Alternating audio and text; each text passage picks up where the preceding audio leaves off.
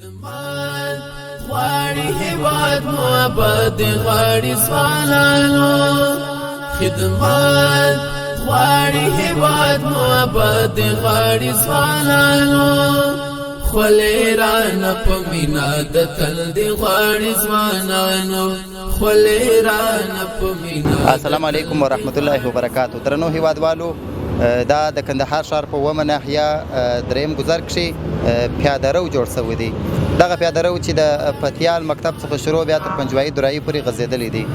تقریبا 800 متره به اوږدوالی لري. د اومې ناحیې امیر محترم لا شاه ولی اخوند به د دغه پیاده رو په اړه باندې موږ او تاسو ته معلومات راکړي.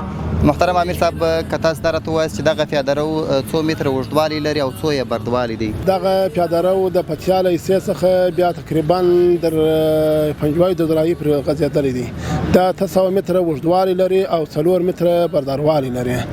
دا په خښتو باندې جوړ شوی دی. یو رقم خښته ده چې هغه مربل خښت ورته وایي، په هغه باندې جوړ شوی دی. نو دا ځای ډېر در مخه خراب ځای و او هیوادوال ډېر سره په تکلیف و، د ګندګي و او کچره و، دا شان بیخي ډېر و. نو دغه د ښاروالۍ په تکلیفاتو او زحمت سره دغه پیاده رو جوړ شو. الله دې د کندهار ښاروالۍ مقام ته خیر ورکړي، الله دې وزونه ورکړي. که دا هم راته ووایاست چې دغه پیاده رو په څومره وخت کې کار بشپړ شو؟ تقریبا دا په 3 میاشتو کې بشپړ شو. په دې کې 120 کسو کار کاوه.